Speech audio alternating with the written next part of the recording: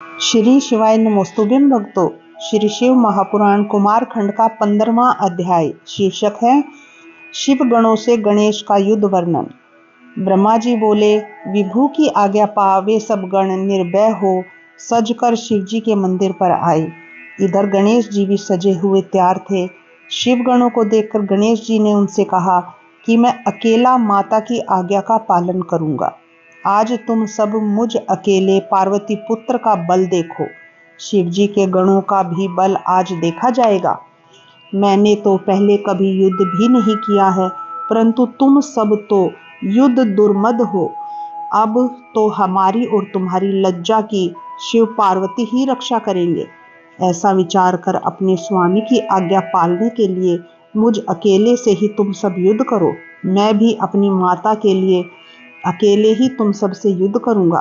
अब यह युद्ध कैसा होगा यह कोई नहीं जानता, और त्रिलोकी में ऐसा कोई नहीं है जो इस युद्ध को रोक सके। जब इस प्रकार दंडपाणी गणेश ने उन गणों को फटकारा तो वे अनेकों प्रकार के आयुध ले उन पर टूट पड़े।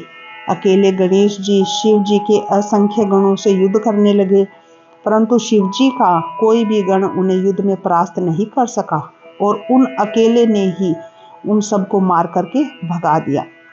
सैकड़ों और सहस्त्रों की संख्या में वे गण पलायन करने लगे। गणेश जी लौटकर फिर द्वार पर आ खड़े हुए। नारद जी की प्रेरणा से विष्णु आदि सभी देवता शिव जी के पास गए। स्तुति कर युद्ध का वृत्तांत पूछा। शिव जी ने कहा, मेरे मंदिर के द्वार पर एक बड़ा बलवान बालक हाथ में लकड़ी लिए उपस्थित है। जो घर में जाता है वह उसे जाने नहीं देता। यदि ब्रह्मा चाहे तो वहां जाकर इस कलेश को दूर करे। यह सुन शिव जी की माया से मोहित मैं ब्रह्मा कुछ ऋषियों को साथ ले उस बालक के पास गया। मुझे आते देख बालक गणेश क्रोधवश दौड़कर मेरी दाढ़ी मूछ नोचने लगा।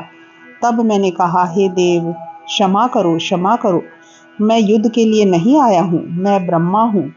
मेरे ऊपर कृपा करो, मैं शांति स्थापित करने आया हूँ। मैं ऐसा कह ही रहा था कि बालक गणेश ने परिग उठा लिया। मैं वहां से भाग चला। उसने मेरे सब साथियों को परिग से ताड़ित किया। फिर तो मैंने शिव जी के पास आकर सब समाचार कह सुनाया। उसे सुन लीला विशारद शंकर को बड़ा क्रोध आया।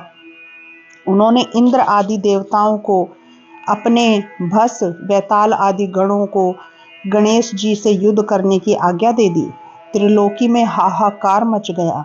उस समय में ही ब्रह्मांड क्षय होने का समय आ गया। लोग चिंता करने लगे, परंतु कार्तिकेय आदि वीरों सहित शिवजी के सब गणों के प्रयास व्यर्थ हो गए। अकेले बालक गणेश ने मार मार कर सबके छक्के छुड़ा दिए। एक ही बालक ने शिवजी की समस्त सेना को विचलित कर दिया। एक ने ही सब इंद्र आदि देवताओं को युद्ध से विरत कर दिया, परंतु महाबली कार्तिकेय अब तक भी उस स्थान पर स्थित ही रहे। शेष सभी शिव जी के पास भाग गए। तब उनसे सब वृतांत सुन परम कुपित रुद्र स्वयं ही वहां गए, और चक्रधारी विष्णु की सारी सेना भी उनके पीछे चली। मार्ग में नारद जी ने मिलकर शिव जी से कह दिया कि जैसे भी शिव गणों की मर्यादा रखिए। ऐसा कहकर वहीं से वो अंतर्ध्यान हो गए। इसी प्रकार श्री शिव महापुराण कुमार खंड का 15वां अध्याय समाप्त होता है। श्री शिवाय नमोस्तुभ्यं।